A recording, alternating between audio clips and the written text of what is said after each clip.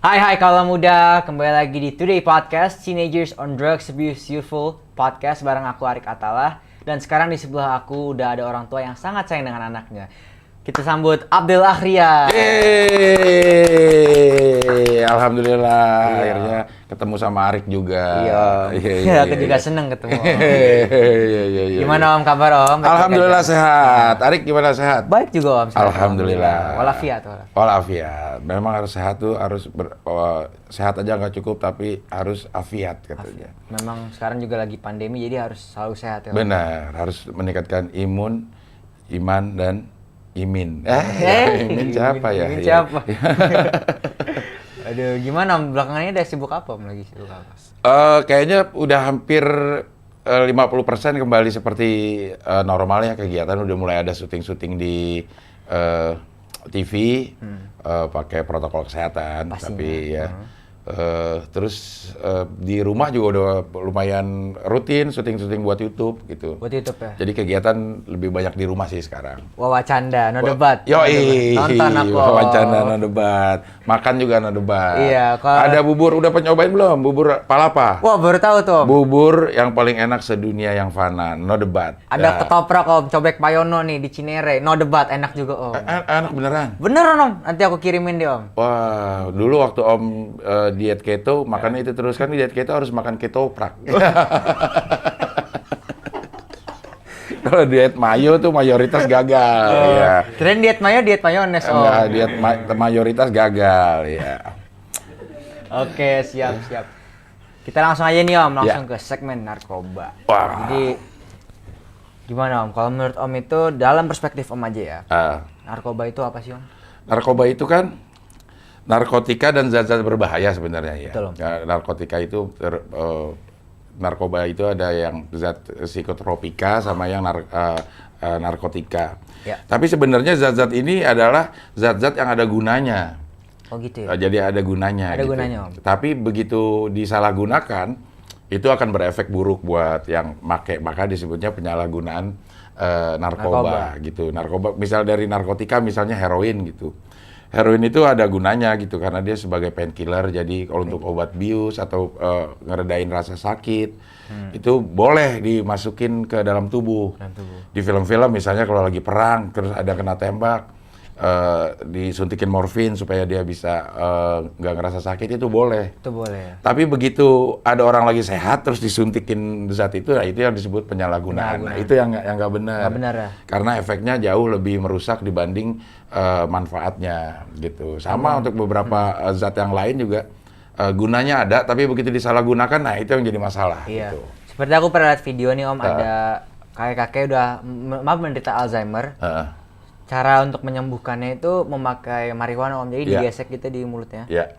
Terus abis itu dia bakal tenang lagi, tapi hanya sementara. Iya, makanya sekarang kan udah banyak perdebatan tuh, beberapa negara sudah mulai melegalkan marijuana untuk penggunaan obat ya, ke dokter, bahkan untuk kegiatan rekreasi aja, maksudnya itu yang nyimeng-nyimeng untuk rekreasi itu udah ada beberapa negara yang melegalkan. Betul. Dengan peraturan hanya berapa gram boleh memiliki gitu. Oh, ada gramnya juga. Ada ya, gramnya juga, aturannya ketat. Tapi kalau itu digunakan sebagaimana mestinya, pasti ada manfaatnya. Begitu kita salah gunakan, nah itu yang nggak boleh gitu. Siap. Kayak tadi kan Om udah jelasin nih apa itu narkoba Om. Kalau aku boleh nanya gini Om, Om pasti kan pernah melalui masa-masa remaja kan Om ya? Dan masa-masa itu dipenuhi dengan keingintahuan yang besar. Betul. Lalu ingin mencoba yang kita belum coba pastinya kan Om. Bisa nggak Om Abdel jelasin pas masa-masa remaja Om tuh gimana sih Om? Pas remajanya sih sama ya, sama Arik ya. Pas umur belasan ya itu. Waktu Om kecil juga belasan, remaja juga sebutannya. Cuman bedanya remaja dulu sama remaja sekarang. Remaja dulu sekarang udah tua, remaja sekarang masih muda. Iya, pasti. Tapi gini, Om, apa yang terjadi sama remaja kayaknya dari masa ke masa itu tetap sama. Tetap sama ya? Secara secara perkembangan jiwa itu, secara fisik juga kita berubah. Secara fisik kita udah mulai berubah. Bentuk tubuh juga udah mulai berubah. Terus secara biologis juga, tuntutan biologis udah ada untuk di masa remaja gitu. Jiwanya juga lagi mencari-cari semua gitu, mencari jati diri, mencari pengakuan gitu, mencari kesenangan, mencari aktualisasi diri. Nah, proses mencari ini yang sama, tapi situasinya yang berbeda. Situasi yang berbeda. Kalau dulu fasilitas sangat sedikit, kalau sekarang tuh fasilitas sudah banyak banget untuk aktualisasi diri. Seperti sosial media sudah mendunia. Sosial media, bisa jadi YouTuber, umur 15-an YouTuber udah berhasil banyak. Terus juga bisa jadi blogger, bisa jadi penulis, bisa jadi video maker, bisa jadi banyak macamnya. Mungkin dulu kalau misalnya masih umuran remaja, di masa Om Abdul tuh mungkin cita-citanya jadi dokter. Masih mengawang-awang, belum bisa. Masih sebuah cita-cita yang ada di awang-awang. Tapi kalau sekarang kita udah punya cita-cita, saat itu juga kita lakuin, itu bisa. Misalnya Arik punya cita-cita jadi apa? Jadi sineas gitu. Yang hubungannya sama video-videoan gitu. Dari sekarang udah mulai bisa. Udah bisa ya? Udah bikin podcast kayak gini gitu. Nah, dulu belum ada tuh. Belum ada fasilitas untuk itu. Jadi cita-cita masih sebatas angan-angan lah. Gue mau jadi sutradara ya masih angan-angan aja gitu. Tapi ada circle yang dari dulu sampai sekarang tetap ada, yaitu circle salah jalan. Termasuk di situ ada circle narkoba. Nah, begitu kita masuk ke circle salah jalan itu, nah kita berkutat-kutat di situ aja tuh. Nggak bakal keluar lagi. Nggak bakal keluar lagi, karena begitu kita coba si narkoba, kita akan dipegang udah sama si narkoba ini untuk jangan keluar, karena untuk keluarnya pun susah. Waktu itu Om kan pernah pakai. Om. Pernah pakai baju, pakai enggak, pakai narkoba. Iya, pakai narkoba. Pakai narkoba. Saat itu Om ke dokter nih. Ada dokter ahli jiwa. Kita kalau pakai narkoba itu konsulnya ke dokter jiwa, karena jiwa kita yang terganggu. Jadi begitu kita pakai, ini jiwa kita udah mulai terganggu. Makanya dikonsul ke dokter jiwa. Si dokter itu baru aja meninggal, namanya Profesor Dadang Hawari. Bilang ke Om nih, Del, begitu lo pakai sekali, itu zat itu ngeblok satu bagian di otak lu, katanya gitu. Untuk bilang bahwa kalau badan pengen enak, kalau jiwa pengen tenang, itu harus masukin narkoba. Udah di otak tuh udah di blok gitu.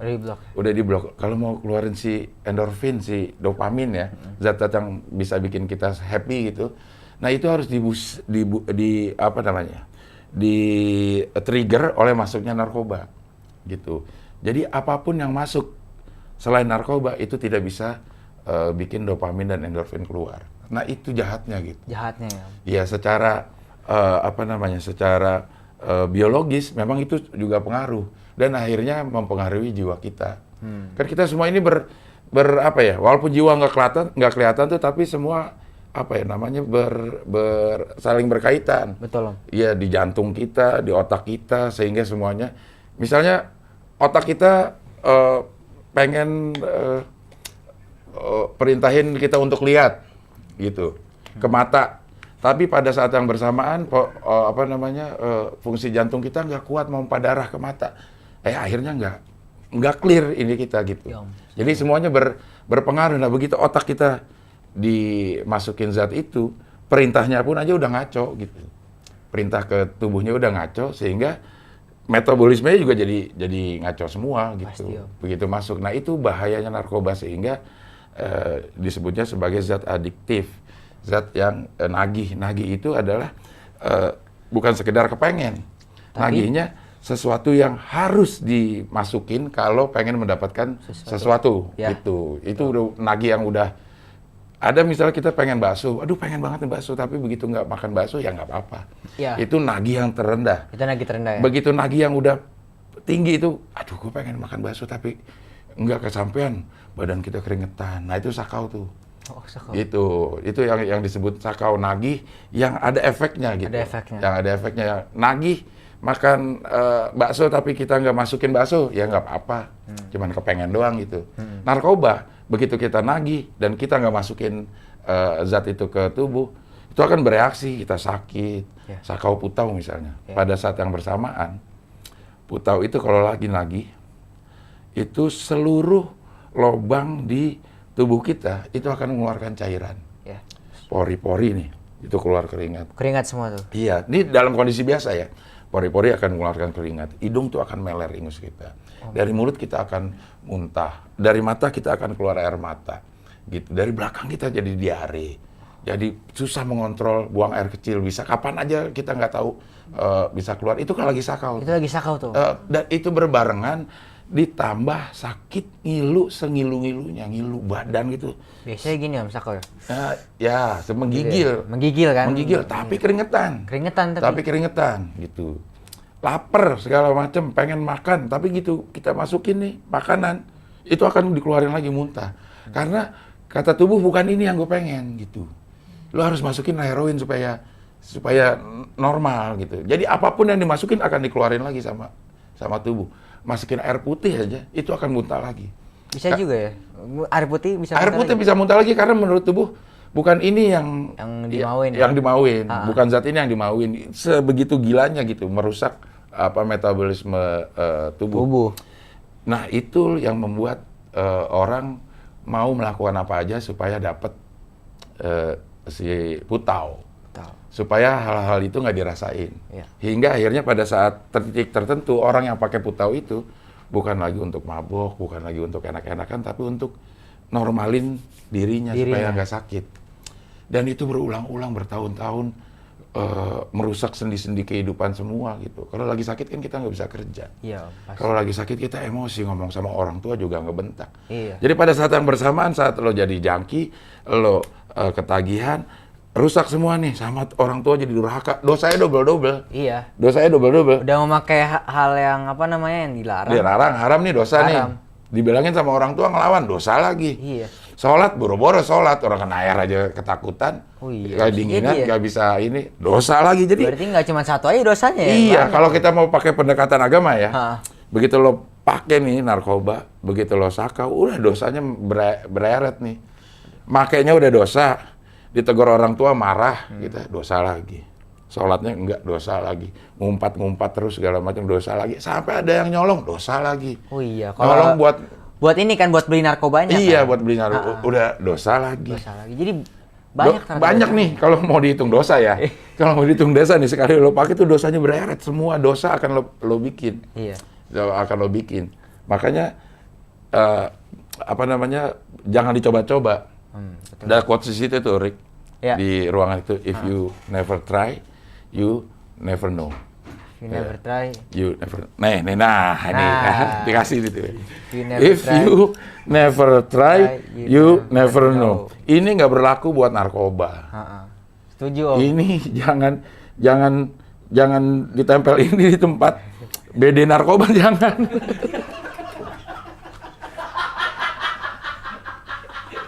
Ini nggak pas, ini di BD narkoba ada ginian nih, if you never try, you never know. Jangan, quote ini berlaku untuk semua hal kecuali narkoba. Betul. Jangan, kalau lo nggak pernah nyoba, lo nggak pernah tahu. Jangan, udah, narkoba. Mendingan nggak tahu dah. Gitu. Oh, iya. Mendingan nggak usah, udah ini nggak usah dipasang lagi. Jadi ada quote yang nggak pas untuk narkoba gitu. Iya Om. Udah nggak pas. Jadi udah, if you never try, you never know, itu nggak pas untuk narkoba. Narkoba bukan sesuatu untuk dicoba-coba. Karena bahaya itu dari pribadi aja ya. Dari efeknya buat pribadi. Begitu kita pakai narkoba nih, rentetan dosanya banyak. Oke. Dosa durhaka sama orang tua tadi. Terus dosa ngebohong, dosa nyolong sampai gitu. Iya, bisa nyolong. Ya, itu baru satu sisi. Kalau lo masih sekolah, begitu lo pakai, lo malas jadi sekolah, terus jadi goblok, nggak lulus sekolah, nggak naik, itu pengangguran dah. Iya. Tuh. Jadi susah sendiri jadi. Susah sendiri gitu. Apalagi semua ini di temen, begitu lo pakai, temen ini mulai ngejauh, nggak percaya lagi sama lo, sedikit hilang tuh temen, tinggal sendiri. Lama-lama ya sendiri hidupnya. Iya, sebenarnya gini Om, kalau misal aku lihat, aku tuh sebenarnya kalau ngomong ke mama papa, bukannya aku kayak benci gitu sama orang yang pakai narkoba. Jadi kayak misalnya, wah dia pakai narkoba, nggak usah temenin deh. Justru kita sebagai orang yang udah tahu apa itu narkoba, kita harusnya mendekati, kita coba juga menceramahi dia kalau bahwa yang lu lakuin ini nggak bener sekarang gitu Om. Iya. Sebenarnya itu bagus ya. Ya Arik udah punya empati yang sedemikian besar itu bagus. Tapi kalau menurut Om, jangan dah. Jangan ya? Jangan ke situ. Ada orang ada pakai narkoba nih. Tahu nih dia pakai narkoba. Udah nggak usah ditemenin. Jangan, karena bisa aja kita yang ketarik gitu. Oh, iya. Orang dia hebat nih. Si orang ini yang pakai jangki ini memanipulasi keadaan itu hebat banget, Rik. Hebat banget. Bener hebat banget tuh. Hebat banget. Jadi tadinya yang imannya kuat tuh bisa ditarik juga. Iya. Wah, ngeri banget. Ya, misalnya Om masih dalam keadaan pakai. Arik datang bilangin, udah deh lo nggak usah pakai kayak gini lagi. Terus Om Nil bilang, emang lo pernah ngerasain kayak gue? Belum. Enggak, kan? belum Om. Ayo lo cobain dah. Oh, enak loh. Gitu. Lo cobain dah rasanya dah gimana. Nah, udah mulai, aduh, jangan Arik, jangan, udah. Ada orang yang pakai itu. Kita cukup kenal aja udah. Niat membantu ada. Membantunya tuh macam-macam sesuai dengan kapasitas kita kan. Diajarin juga tuh kalau kita melihat sesuatu ketidakbenaran, kalau kita punya kuasa kita pakai tangan kita. Kalau tangan kita nggak mampu, kita pakai mulut. Kalau mulut nggak mampu, selemah-lemahnya iman itu membantu dengan doa. Ya, bantu pakai doa dulu aja, Rik. Karena bahaya kalau menurut Om itu sangat bahaya gitu. Karena banyak orang yang dulu coba-coba nasihatin Om, jadi pakai. Waduh. True story ya. Iya. Aduh, Allahu Akbar, bener-bener. Maksudnya betapa dahsyatnya itu orang bisa jadi apa ya? Jadi emang dahsyat merubah perilaku, merubah mental seseorang itu. Narkoba itu dahsyat Dahsyat ya, Om. dan ya itu biarin dah dibilang cupu, biarin dah gitu. Ini apa lagi nih? Tuh. Feel it, believe it, dream it, be it. Ini yang bahaya nih. Oke lah. Erik berempati ya, udah ngerasain lah gitu ya. Yang gue percaya lo emang susah gitu ya. Terus dikasih ini, waduh, kalau gue coba-coba gimana ya begitu ini. Ini jangan dipasang lagi. Akhirnya lama-lama panjangan di sini habis nih. Iya loh, ternyata banyak quote-quote yang nggak pas untuk narkoba. Ya. Ini yang paling nggak pas ini nih. Atu lagi ada ya? Make everyday. Iya, atu lagi ada nih. Iya. Allahu Akbar, bener-bener baru berasa ya. Ini ada lagi nih, quote-nya oke banget nih. Make everyday amazing ya. Ini quote-nya oke. Tapi begitu ininya, amazing-nya dikarenakan narkoba, aduh kacau lagi nih. Nggak bisa menjadi amazing ini. Kacau nih. Duh, nggak usah dipasang lagi ya ini ya. Gak bakal bisa gitu. Karena ya, ini orang-orang yang pakai nih ya, betapa dahsyatnya orang-orang yang pakai narkoba ya. Setiap jangkis yang pakai itu, 100% deh yang Om kenal itu, selalu ada keinginan untuk sembuh. Pasti Om. Pasti ada keinginan untuk sembuh. Tapi keinginan untuk sembuh itu pada saat make. Jadi gini misalnya, kita make bareng-bareng, pakai nih narkoba udah diputau, dipakai, disuntik, pakai kan tuh lagi masa inkubasinya lah, jadi masih ada rasa-rasa fly-nya gitu. Iya, fly. Omongan kita nih, aduh ini kita harus terakhir kali udahlah, kita nggak usah pakai lagi kayak gini nih, kita nggak bener nih gitu. Ada tuh kesadaran. Ada kesadarannya. 2 jam kemudian pada saat sakau, ngumpul lagi tuh orang, omongannya, kita nyolong mobil mana nih, kita jual tuh. Sedemikian cepatnya gitu berini. Pada saat lo ada dalam kondisi ini, lo sadar. Tapi begitu sakau, apa aja akan dilakukan untuk mendapatkan si putau.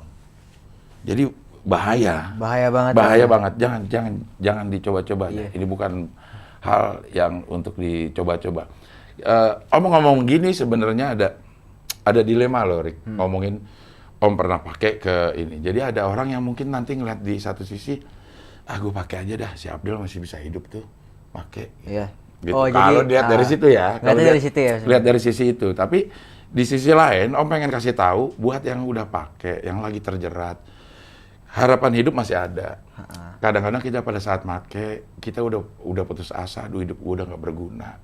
Masih bisa gak gue ngadepin dunia setelah gue pakai kayak gini? Masih bisa, contohnya gue, gitu. Jadi memang tergantung orang lihatnya gimana nih. Mudah-mudahan bisa jadi inspirasi bahwa ada lagu yang nancep nih di Om tuh dari zaman dulu namanya grupnya White Lion. White Lion. There is life even after a broken heart. Wih. Ada kehidupan bahkan setelah lo patah hati. Ini masuk ke dunia ini, itu lebih dari patah hati, patah semua, tulang sakit, leher sakit, patah semuanya. Itu masih ada kehidupan setelah itu, tenang aja. Kalau lo berjalan dengan benar, masih ada kehidupan. Sekarang gue punya anak, punya istri, punya kegiatan yang positif, asal benar-benar pengen sembuh gitu. Dan itu tidak mudah. Ada orang yang bolak-balik pakai. Saya sebagai seorang yang pernah pakai sangat memaklumi hal itu terjadi karena memang jalan orang untuk sembuh itu beda-beda. Ada yang cuma sekali sembuh, ada yang harus berkali-kali. Justru itu keluarga yang sangat dibutuhkan untuk sembuh gitu. Buat yang lagi pakai, buat yang belum pakai jangan pakai. Jangan coba ya. Jangan dicoba, Rik. Nggak ada nih kelas berapa sekarang? Kelas 1 SMA. Nggak mungkin seger gini mukanya. Nggak mungkin seger begini terus. Kayak gini ya? Iya, nggak mungkin. Mau ini nih, misalnya mau syuting tadi kan, dandan dulu gitu. Kalau udah dalam keadaan gitu, boro-boro penampilan gitu. Mau rambut gimana, kayak kata kita keren sendiri aja dah, padahal enggak gitu. Jadi jangan dipakai, Rik. Jangan dipakai ya? Jangan dipakai, jangan dicoba gitu. Aku juga setuju banget sama Om. Iya. Itu kan tadi Om udah cerita nih Om, kalau Om punya pengalaman dikit tuh sama narkoba dulu ya, pas remaja. Berarti Om berinteraksi pertama kali itu karena salah milih lingkaran? Salah milih circle. Hidup itu, Rik, selalu menempatkan kita pada persimpangan. Dan keputusan kita untuk memilih takdir kita masing-masing. Jadi pada saat kita ada persimpangan, takdir kita udah disiapin nih. Tapi disiapin juga jalan untuk milih sama Allah nih. Begitu masuk ke pertigaan, kita akan dikasih kebebasan. Mau pilih kiri apa mau pilih kanan. Kalau mau pilih kiri, nanti di sini akan ada pertigaan lagi nih. Mau pilih kanan apa kiri. Hidup kita tuh selalu ada yang kayak gitu. Asik. Pada saat kita ada di satu tempat, nih ada orang pakai narkoba, ada yang enggak. Nah kita tinggal pilih tuh. Di pertigaan. Harusnya enggak. Tapi milih. waktu itu gue milih iya. Jadi nggak bisa balik lagi. Nah, nggak ada mundur atret tuh nggak ada. Nggak ada muter balik juga nggak ada bisa. Karena itu lingkarannya udah ke situ-situ aja gitu. Salah memilih lingkaran, salah memilih circle, salah memilih pertemanan itu awal dari basicnya kita bisa kuat, akhirnya terkikis lama-lama sama lingkungan, sama seperti batu yang ditetesin air lama-lama bolong juga gitu. Walaupun yang netesin tuh nggak punya kekuatan macam-macam, tapi continue kita jejelin lama-lama bolong juga. Waktu itu salah milih circle pergaulan juga. Pergaulan. Milihnya orang yang mabok, jadi ya lo ikut mabok gitu. Iya. Banyak nih Om ya. Terus waktu itu pas Om pertama kali nyoba itu Om ngerasa bersalah nggak sih pas awalnya gitu? Ya kalau perasaan bersalah sih pasti ada ya, pasti ada. Tapi kan perasaan bersalah yang dipupuk terus, akhirnya itu bikin toleransi kita sama salah itu semakin gede gitu. Oh masih segini, nambah. Sampai kesalahan yang paling gede pun kita anggap biasa gitu. Itu yang terjadi sama kalau kita pakai narkoba. Gue pakai sekali aja dulu seminggu. Besok-besok jadi 2 kali seminggu. Nggak apa-apa lah. 3 kali seminggu. Terus yang kayak gitu. Sama perasaan kita pun lama-lama akan terkikis. Rasa pikiran sehat kita itu udah terganggu gitu. Ya. Apa yang kita lakukan itu udah kita anggap benar. Akhirnya pada satu titik tertentu juga kita akan menganggap bahwa diri kita udah benar terus. Yang salah itu adalah lingkungan. Yang paling dekat kita akan nyalahin keluarga. Mulai cari alasan nih pada saat kita udah pakai narkoba. Kita udah mulai cari alasan nih. gue pakai tuh karena keluarga gue gini, karena nyokap gue kayaknya nggak perhatian, karena nyokap gue kayaknya lebih mentingin adik gue, karena nyokap gue kayaknya lebih mentingin kakak gue, karena bokap gue terlalu sibuk sama kerjaannya.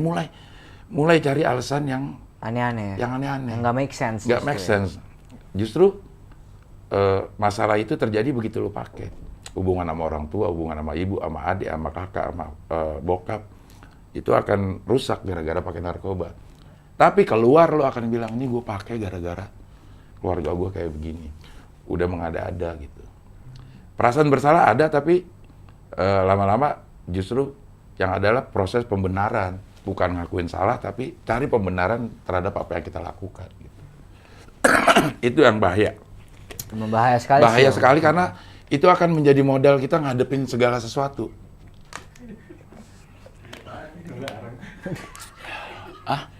Bareng Om. Haus. Haus emang. Ngomongin masalah narkoba kacau.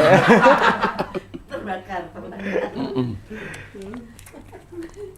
Karena begitu kita, ini yang makanya jiwa kita harus diperbaiki pada saat narkoba. Itu akan menjadi nggak benar kalau pada saat kita udah mulai mencari alasan terhadap kesalahan yang kita bikin, Rick. Apapun itu deh. Pada saat kita bikin salah ini, terus kita mulai mencari kesalahan bahwa ini bukan terjadi karena gue, tapi karena orang-orang sekeliling gue. Nah, itu yang bahaya. Ya. Pasti, Om. Misalnya ulangan nih, Harik. Ya, dapat jelek. Nah, udah mulai dia cari masalah nih. Padahal sebenarnya masalahnya adalah cuman karena nggak belajar, udah. Tapi karena ingin ada pembenaran, ntar mulai dia, aduh mau belajar gimana, adik gue gangguin terus. Aduh mau belajar gimana, sebentar disuruh sama ibu. Aduh mau belajar gimana kalau sebentar bokap ini itu gitu. Padahal ada waktu belajar, cuman nggak dipakai. Begitu udah jelek, mulai cari kesalahan. Iya. Yang disalahkan ke orang lain. Wah, nilai aku banget tuh, Om. Tahu aja, Om. kan pernah muda juga, Om. Oh, iya. Itu pernah dilakukan juga. Untuk skala kecil itu dilakukan. Tapi begitu lo udah pakai narkoba, begitu kita udah pakai narkoba, modal awal itu yang makin lama makin membesar sehingga merusak semua tatanan hidup. Itu kan baru masalah ulangan. Ya, itu masalah ulangan. Masalah ulangan nanti, problem hidup Arik akan nambah deh tuh. Pasti. Bukan sekedar di ulangan. Itu belum ketemu orang dunia luar juga kan. Ntar masalah kerjaan lagi. Begitu kerjaan kita nggak bener, mulai nyalahin orang-orang sekitar kita. Iya. Padahal kerjaan kita yang nggak bener. Iya. Belum nanti berumah tangga lagi. Udah tambah gede lagi tanggung jawabnya. Begitu nggak bener kita nyalahin orang-orang. Perasaan kita bener terus. Nah ini yang terjadi kalau kita pakai narkoba. Dan akan terus terpupuk mental kita yang seperti itu. Gitu. Bahaya jadi kalau kita ngerasa benar sendiri. Iya. Gitu. Makanya kalau ulangan jelek udah ngaku aja ya. Iya, Om. Tarik kurang belajar. Udah. Iya, pasti, Om. Permasalahan itu sehingga nanti ininya penyelesaiannya fokus. Fokus jadinya. Iya. Kita tahu di mana mistake kita kan kalau iya, gitu. jadi yang diselesaikan ya itu. Begitu kita bilang, kenapa jelek nggak bisa belajar? Kenapa nggak bisa belajar? Abis adik gangguin terus. Akhirnya kita ngurusin adik. Padahal ini masalahnya bukan di adik. Gitu. Bahkan kita bisa cari tempat yang lebih tenang. Nah, gitu. Tahu. Iya.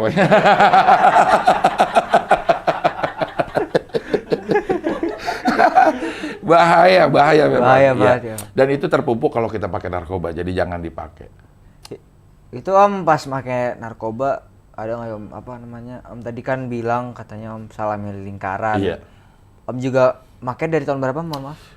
Pakai itu dari tahun kalau dihitung pertama kali Cimeng itu dari tahun 86. 86. Lama ya. Lama ya. Iya. 34 tahun. 34 tahun. Aduh. Umurnya berapa? 50 sekarang. Banyak ya.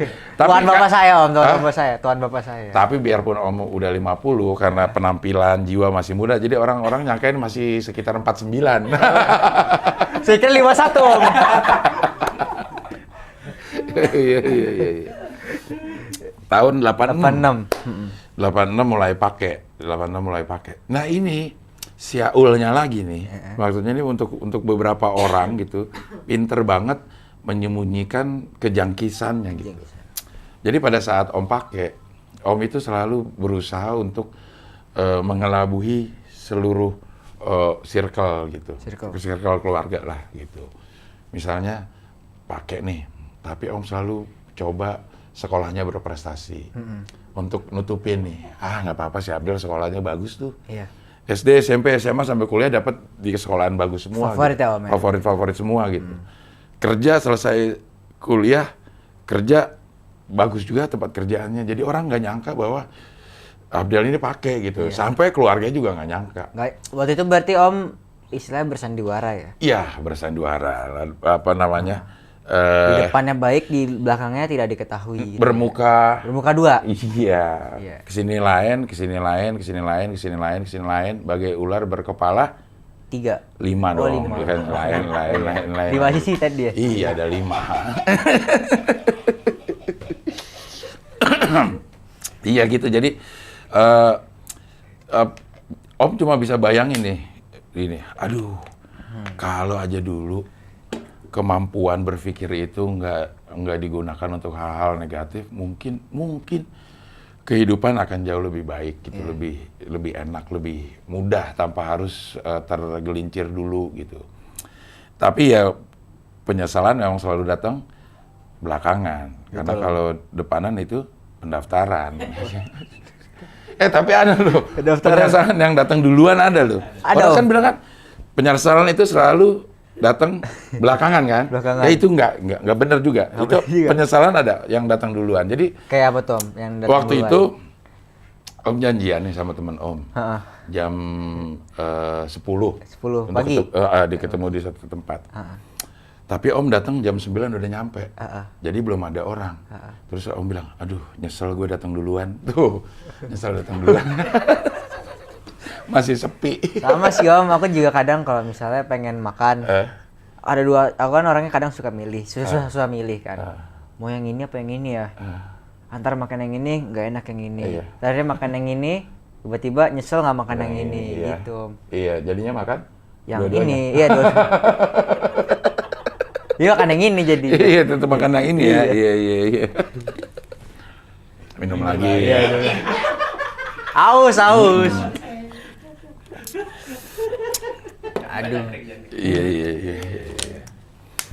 Itu pas make ya Om, itu gimana Om? Orang tua pas tahu? Kaget banget. Kagetnya, kecewanya gitu.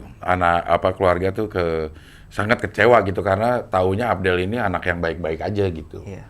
Pada saat itu kalau Om sendiri sih nggak terlalu kecewa ya. Om lebih banyak ke cewek waktu itu. Bikin kecewa keluarga deh, malu-maluin keluarga.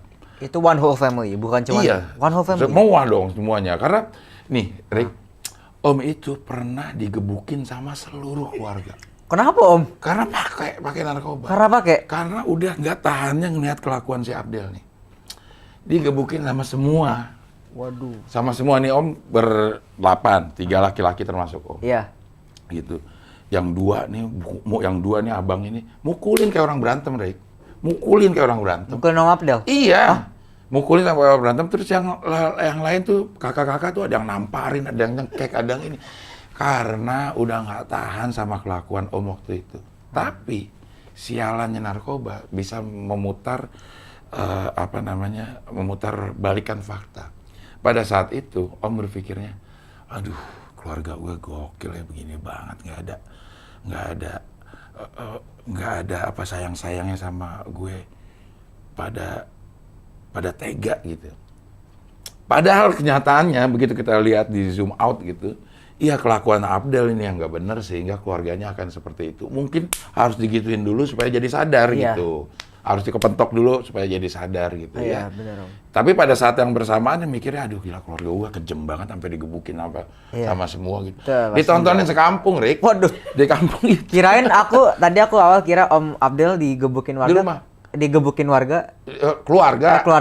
Dikirain karena nyolong sendal Om. Enggak dong, sendal kan ngapain nggak laku sepatu kali. Oh iya.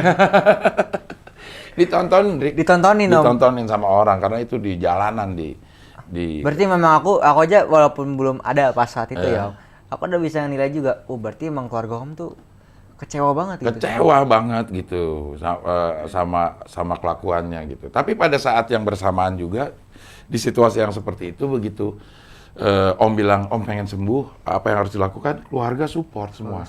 Cariin rumah sakit, cariin tempat rehabilitasi, terus bikin sistem yang benar supaya nggak terjerumus lagi gitu.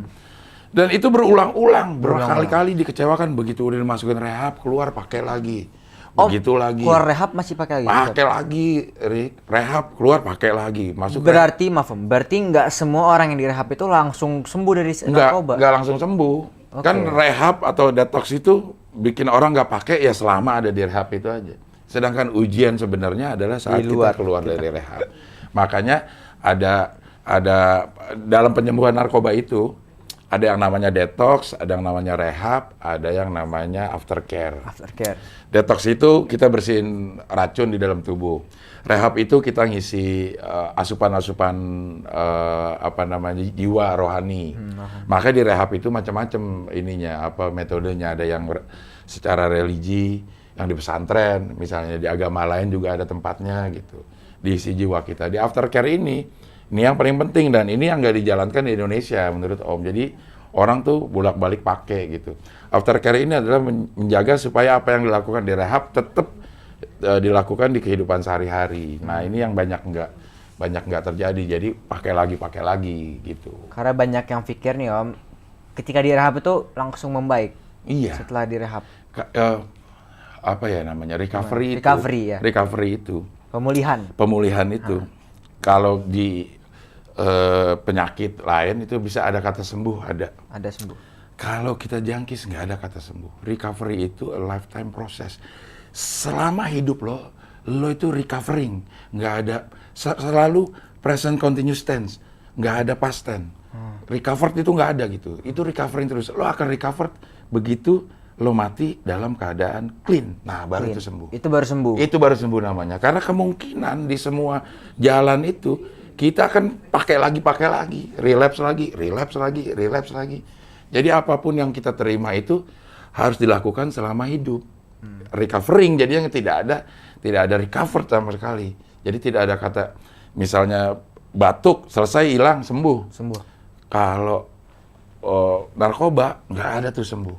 Kata sembuh itu adalah saat lo mati dalam keadaan clean, lo baru terlepas dari narkoba. Karena ya itu kita udah keblok yang tadi di awal dibilang, udah keblok satu sisi di kepala dan rusaknya permanen. Permanen ya. Rusaknya permanen gitu. Jadi yang dilakukan oleh orang-orang yang pernah pakai itu bukan menghilangkan keinginan. Tapi malah keinginan tetap ada, tapi memanage gimana pada saat kita pengen, kita bisa nggak pakai. Tamat itu ada persimpangan jalan, hidup itu memilih. Jadi keinginan pakai itu tetap ada, karena kita udah tahu rasanya gitu. It's up to us ya. Ya, dikasih pilihan nih, bisa pakai bisa enggak gitu. Nah, rehab, aftercare itu memberikan kemampuan kita untuk memanage itu. Pada saat kita pengen pakai, nih pilihannya kiri apa kanan. Ya terserah kita gitu, beneran. Nah itu yang makanya jiwa yang diobatin, bukan sekedar tubuh aja gitu. Jadi kalau nggak mau ngikutin apa yang dijalanin sama Om, jangan pakai. Iya. Ini lagi ya. Nih, if you never try, you'll never know. You never know, nggak usah deh. Udah gini aja deh. Never try. Udah, never try udah. Nggak. Siap. Nggak ada kata cupu, nggak rebel, nggak edgy, nggak ada deh tuh. Itu semu sebentar doang. Sebentar kayak gini loh, Rick. Ngelihat anak SD sekarang. Arik ngeliat anak SD ngapain deh. Kayaknya cupu banget sih anak-anak itu ngapain sih. Padahal pada saat kita SD, dia kayaknya keren. Arik pernah SD kan, pernah ngapain lah misalnya. Pernah yang anak main game lah. Main game. Sekarang nih anak-anak lagi main Roblox ya. Menurut itu dia keren banget tuh. Tapi menurut Om, apaan sih mainan kayak gitu? Karena udah beda gitu. Udah beda zamannya. Gitu. Nanti pada satu saat memang susah ini mengawang-awang nih. Apa yang Arik rasa keren sekarang itu bergeser nilainya pada saat Arik udah mulai tambah dewasa, tambah tanggung jawab, tambah wawasan, tambah segala macam. Itu akan berbeda. Nah ini yang harus ditanamkan bahwa pakai narkoba itu nggak keren.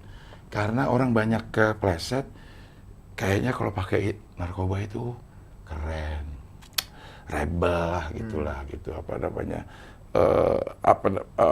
aktualisasi diri. Itu enggak, itu semu, bohong. Itu nggak ada, itu sebentaran doang gitu. Sebentaran doang, dan nggak ada gunanya juga, nggak ditanya juga kalau mau kerja lo pernah pakai apa enggak gitu. Kalau pernah pakai lo gue terima, nggak ada itu. Nggak ada kayak gitu. Nggak ada, orang nyari kerja khusus buat yang pemakai narkoba nggak ada. Nggak ada. Malah begitu tahu lo pakai malah nggak diterima, gitu Rick. Kan Om apa namanya tadi kan dari tahun 86 ya? Iya. Mulai mengkonsumsi. Berarti kan udah lumayan lama, sampai berapa tahun? Tahun 2000 deh, 2001 kali terakhir ya Maya. 2001 ada. Berarti 15 tahun. Itu Om, apa Om, pernah nggak Om? Pastinya kan tuh udah lumayan lama tuh Om. Iya. Gitu. Om pernah ngerasain sakau nggak Om? Ih, sering. Sering ya? Sering. Karena dulu Om pakai putau ya. Ini Putau, menurut Om narkotika yang paling bahaya. Dan alhamdulillahnya sekarang katanya udah nggak ada di Indonesia. Katanya udah nggak ada ya. Mudah-mudahan nggak ada terus, karena baru dengar dari beberapa teman, wah udah ada lagi tuh yang jual tuh di daerah mana gitu. Wah itu karena bahaya ini. Putau itu apa namanya? Namanya heroin. Heroin. Heroin, tapi ini apa namanya trik marketing aja. Supaya kalau kita dengar heroin kayaknya perasaan udah takut. Sama dia dirubah namanya jadi putau. Putau itu adalah jenis yang tadi dibilang painkiller. Jadi pada saat kita pakai semua penyakit hilang. Sakit apapun dipakai itu jadi hilang. Tapi begitu kita nggak pakai, sakitnya muncul lagi, bahkan berlipat-lipat ganda. Nah itu terjadi bahayanya nih Rick.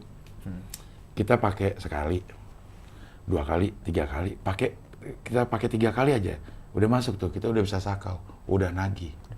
Begitu saat nagih, ya itu yang semua keluar cairan, muntah-muntah, menggigil segala macam.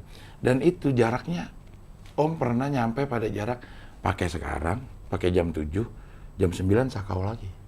Pernah? Artinya jam 9 itu harus pakai lagi. Jam 9 pakai, jam 11 harus pakai lagi. Berarti sakau tuh kayak meminta ya? Iya. Nagih itu. Nagih. Iya, apa namanya, gejala putus zat namanya craving lah. Pengen banget pakai itu gitu. Dengan semuanya, jiwa pengen pakai, tubuh juga nagih gitu. Nah itu nggak enak, udah semuanya yang dirasakan itu nggak enak. Dan bisa melakukan hal-hal negatif termasuk nyolong. Iya pasti Om. Untuk dapat duit. Misalnya duitnya banyak nih Om, maksudnya kita dapat duit untuk SPP mungkin, untuk jajan. Tapi malah kita buat narkoba kan. Udah sakau, kita pasti duitnya kan lama menipis kan. Iya. Nah itu pasti mulai tuh Om, aku pernah lihat juga video, ada sampai jual barang pribadinya. Iya. Sampai bisa juga Om ada yang jual dirinya. Banyak kayak paling gitu. Jauh loh. Iya. Ini anak-anak tuh dulu bilang tuh yang cepat dicolong itu tabung gas, jam tangan. Jadi kayak begitu bersin sekali sakau, tabung gas hilang. Bersin lagi, rice cooker hilang. Bersin sakau lagi, TV diangkut, gitu banyak bahaya jadi. Dan awalnya di rumah kita sendiri. Lama-lama kita cari keluar, udah kriminal lah jatuhnya gitu. Bahayanya di situ. Bahaya banget sih Om. Iya. Duh, sebenarnya aku juga gimana ya sama pengguna ya Om. Aku justru tuh aku bukannya benci Om, tapi aku malah kasihan karena mereka masih punya masa depan. Benar, yang cerah. Benar. Tapi karena mereka mengkonsumsi narkoba di awal, jadi mereka mohon maaf sekali, tapi mereka harus meninggalkan cita-citanya karena sudah gelap ya Om. Iya. Karena kan nggak ada orang yang berencana untuk jadi jangkis, nggak ada orang bercita-cita jadi jangkis gitu. Ada, Om. Satu hal yang merusak ini tatanan yang ini, misalnya Arik udah punya rencana untuk ke depan nih, selesai SMA mau masuk sini, selesai kuliah mau jadi ini gitu. Tapi di tengah-tengahnya masuk narkoba, berantakan semua itu. Ya. Berarti tadi kita udah punya jalan hidup, tiba-tiba belok. Itu aja orang yang punya jalan hidup, apalagi yang sekarang masih nyari-nyari. Dimasukin itu tambah gokil. Iya, tambah gila. Jadi untuk hal yang udah tertata aja begitu diselipin narkoba udah berantakan. Apalagi orang-orang yang belum punya rencana gimana dalam hidupnya gitu. Jadi jangan nyelipin, jangan nyoba, jangan terjun, jangan deket-deket sama orang yang pakai. Jangan deket-deket sama orang yang pakai karena nggak tahu kita bisa terbawa jadi ikut make atau terbawa urusan hukum jadinya karena ada di situ dia ketangkep kita ikut-ikutan. Ditarik ke polisi. Memang sih nggak make, tapi beritanya udah nyampe bikin orang tua lemes, Rik. Ada juga nih Om, temennya waktu itu aku pernah di episode ini Duta Narkoba. Jadi dia punya teman yang ke diskotik. Ke diskotik terus dia orang ini nih nggak minum, dia juga nggak nyebat ganja gitu. Tapi pas di diskotik itu teman-temannya lagi ada birthday party, ulang tahun. Nah teman-teman yang lain yang ulang tahun ini hirup ganja, hirup sabu waktu itu sabu. Terus teman yang ini, yang tadi teman Duta Narkoba itu, dia cuma nyium doang. Nah keesokan harinya pas razia narkoba dia dites positif. Padahal dia tidak mengkonsumsi, hanya menghirup. Iya kan sama. Makanya. Yang satu disebut giting, itu yang disebut sebagai giting serempet. Giting itu apa ya bahasanya ya? Mabok ya, mabok serempetan. Kita ada di satu tempat di mana di situ ada asap sabu, di situ ada asap kimeng, kita ikut ngisep. Ya masuk lah. Masuk berarti. Ya masuk sama ya. Cuma yang satu sengaja, yang satu nggak sengaja. Berarti jangan ke situ. Ya, jangan ke situ, sama sekali jangan ke situ. Karena kan ganja ya, ganja itu asap yang dimasukin, gitu. Tapi pada saat kita melakukannya itu ada asap juga yang keluar, yang akan dihirup oleh orang di sampingnya. Ya penyimeng pasif lah istilahnya. Pasif. Iya gitu. Kalau perokok kan ada perokok pasif. Iya. Penyimeng pasif kena nih. Kena. Makanya ada yang dulu ada orang-orang yang emang senangnya begitu, Rik. Ada Om yang gitu. Dia nggak berani nyimeng, tapi dia pengen ngerasain, dapat sensasi nyimeng. Dia ada di pinggiran orangnya nyimeng. Jadi dia dapat serempetan-serempetannya aja. Malah duluan dia yang mabok. Karena dia nggak pakai. Iya, karena dia banyak menghirup temen-temennya yang pakai gitu kan. Asapnya banyak ke dia gitu. Ya jangan dideketin, Rik, makanya. Udah nggak usah. Mau dibilang cupu kayak, dibilang nggak solider, nggak setia kawan gitu. Udah biarin. Tinggal lo ngomong ke orang yang terdekat deh. Orang terdekat Arik siapa, udah ngomong aja ke dia ya? Ngomong aja. Gitu. Kan kadang-kadang kita sebagai anak muda ya, dibilang cupu sama circle kita itu ada perasaan. Ada perasaan. Aku aja sensi Om gitu ya. Cupu lo ah. Tapi emang kalau nge-reflect ya aku cupu sih sebenarnya. Ya udahlah ya. Kan udah ngaku ini. Kan yang paling susah berdamai sama diri sendiri loh. Ini Arik udah ngerasa cupu. Terus pada saat orang lain bilang cupu, ya udah nggak apa-apa, emang gue cupu. Emang gue cupu. Iya. Saya cupu. Nah, karena orang yang denying duluan sebenarnya dia cupu tapi enggak. Enggak cupu. Ditantang. Ya. Cupu. Banyak Om gitu Om. Jarin, tapi kalau udah cupu, ya udahlah cupu. Iya, udah cupu. Iya, emang cupu kok. Iya, emang cupu udah. Tapi gue tahu diri gue. Nah, gitu. Iya, yang penting gitu. Pada enggak, gue nggak cupu. Wah, takut. Akhirnya ini sendiri. Iya. Kena batunya sendiri gitu. Ditantangin, yang ditantangin berani, akhirnya kita yang ciut gitu. Tambah cupu kita ternyata. Mendingan cupu dari awal ya. Udah cupu, udah selesai, nggak ada masalah gitu ya. Iya, nggak harus jadi lagi. Iya, kalau begitu mulai defense dulu sama kecupuan kita gitu. Akhirnya ditantangin, ngeri juga cupu juga. Akhirnya cupu-cupu juga, tapi double cupunya. Nggak apa-apa lah, cupu dalam narkoba itu hal yang positif. Cupu dalam narkoba itu hal yang positif. Jadi ngaku aja lah cupu gitu.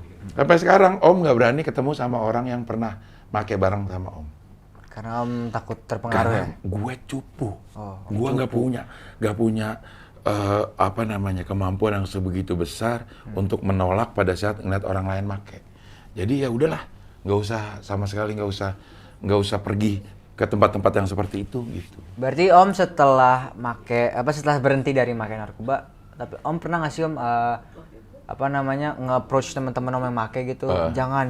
Nggak ada ya? Karena menurut Om, nasihat yang paling ngena itu untuk para junkie adalah kasih tahu bahwa kita bisa berhasil sembuh dengan apa yang kita lakukan, bukan dengan apa yang kita katakan. Jadi ada orang yang lihat nih Abdel kok bisa sembuh, dia termotivasi. Dibanding dinasihatin mah, Gak didengerin, orang Tuhan aja gak didengerin Iya, sama jangkis. apalagi teman. Apalagi temen ya. Tuhan dibohongin setiap hari. Demi Tuhan mah nggak make, demi Tuhan. Padahal habis make. Kasihan dong ya. Iya, Tuhannya dilawan. Tuhannya difitnah jadi. Iya, iya. Tuhannya banyak itu. Dia demi Tuhan nggak make ya. Makanya nggak mempan lah kalau diomongin. Apalagi pada saat dia masih aktif pakai, nggak mempan. Harus dikasih contoh. Gitu. Minum lagi lah kalau Oke. Habis lagi nih, emang aus ngomongin narkoba dah. Iya. Udah berapa menit itu? 40. Wih, ngomong nggak berasa ya sama Arik ini. Iya, tiba-tiba. Tapi aku jujur aja nih Om, aku salut banget sama Abdel. Kenapa? Sama. Om juga salut sama diri sendiri. Pasti dong.